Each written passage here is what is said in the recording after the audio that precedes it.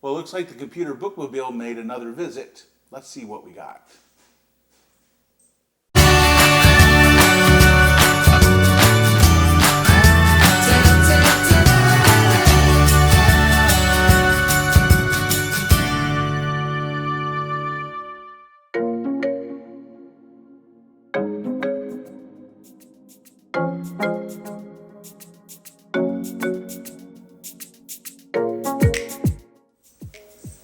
Hi gang, how the heck are you doing? John Lawchaw, Crackpot Computing here, and I know it's been a while, but hopefully it's going to be a little more regular now. We got some books in from a viewer, a friend of mine, Tom Revor. I'm going to make sure I pronounced his name right because he's always giving me grief about it.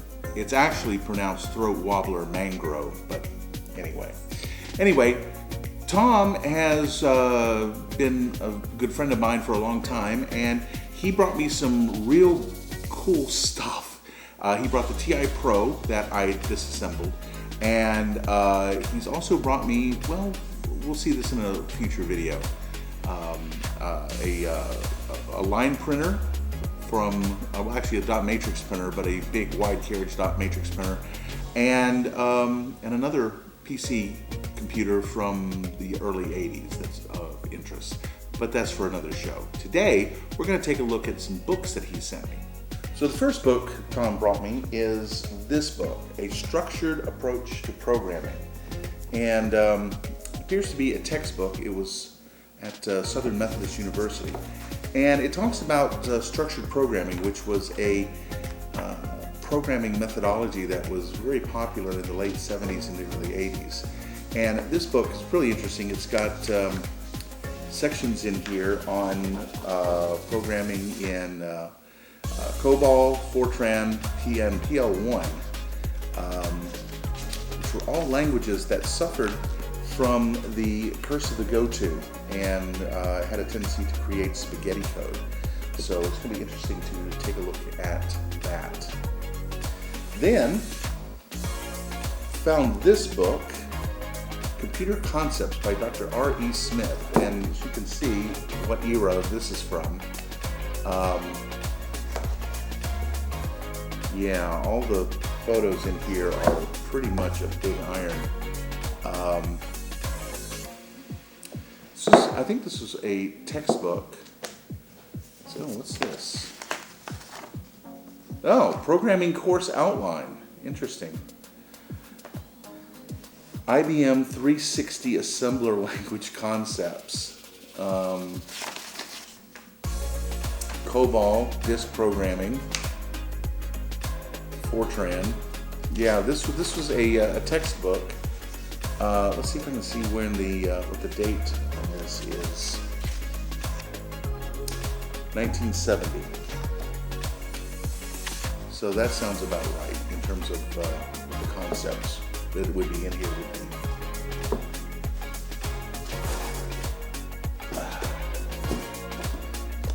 Here's another. This one is a book on Fortran programming.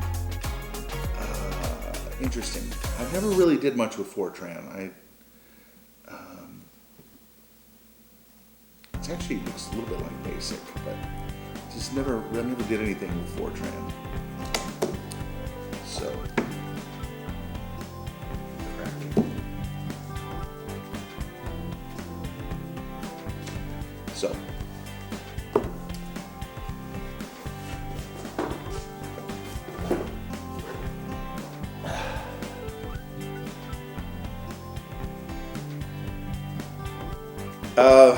I don't know what to say about this one. This is a cute little book. Let's see, what's the date on this book? 1983.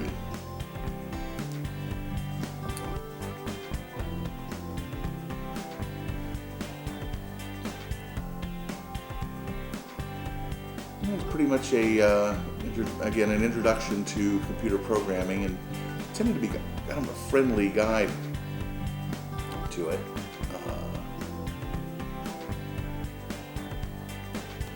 Interesting.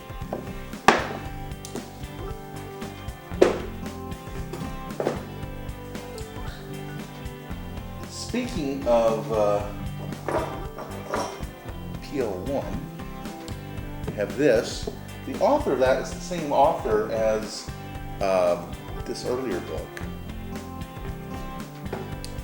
PL1 was a language that was a proprietary language of IBM's. And I honestly don't know much about it because it never really made the transition to microcomputers. It was mainly on large, big iron mainframe type computers.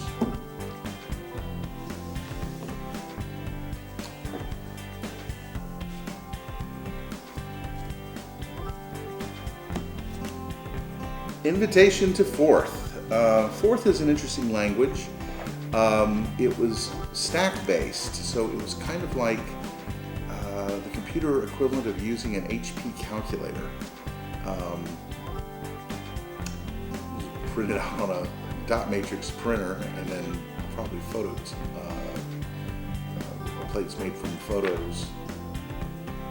Oh boy. Let's see, what's the date on this? Forth kind of was a contender in the race with BASIC, and BASIC kind of became the main language of microcomputers. 1981. Prepared on an Apple computer.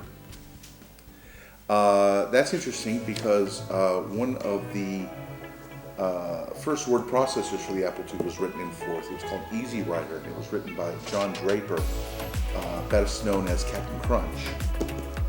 But he used Forth to write that while he was in prison. That's a story for another day. Here we have the Z80 Microcomputer Handbook.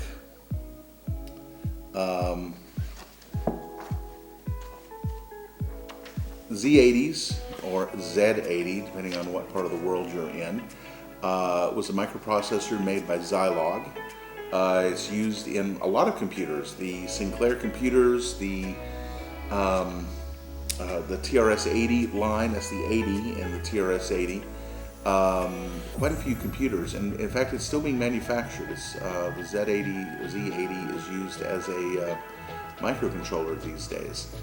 It was designed to be compatible with the Intel 8080 and was very popular in CPM machines. So, this is about assembly language in Z80, or machine language. Pretty interesting there. So, now, these next few books are kind of interesting. This one was some kind of a giveaway for Texas Instruments, and it was basically about how to feel home with a home computer.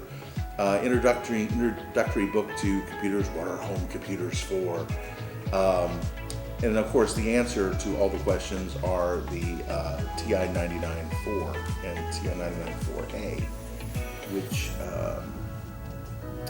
figure quite prominently in here. It's interesting, the artwork is of the 99-4, which you can see by the chiclet keyboard in the artwork. But the photographs are of the 4A, which have the full travel typewriter style keyboard. And a similar book that Tom provided, but a little more high-end, is this one, and it's of interest to me because it's got the TI Professional computer. This is also from Texas Instruments, and this talks about professional and personal computers. Talks a bit about programming. It talks about various peripherals that you can connect. It talks about various kinds of soft applications like accounting and communications and project management, word processing, things like that. Featuring the TI Professional computer, which you didn't see very much of even back then because it just didn't sell as well as the IBM PC did. Interesting, this printer here is the TI Yeah, that's a Model 8. That's the printer is a Model 850 printer, which is the printer that my father had, that he had at home. And if you look real closely, you can see that the computer is running multiplayer. Okay, now these next two books are really special books because all of these books are either textbooks or they talk about how to use computers or things like that. These two books go beyond that because these books define a language. The first one is this book, Pascal User and Manual and Report by Kathleen Jensen and Nicholas Wirth. This is the book that describes the Pascal language. This describes standard or ISO Pascal as opposed to Borland Pascal, which is a similar, very similar, but slightly different dialect of Pascal. But this was written by Nicholas Wirth, who was the creator of Pascal. And this book, again, printed out on a typewriter or a something similar,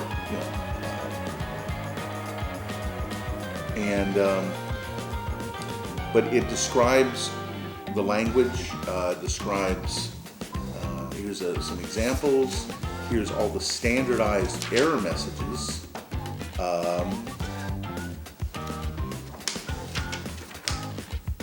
Flowcharts for showing how different functions operate. Here's definitions of the syntax, and it's in Bacchus NAR form, which is a standardized description of computer language syntax.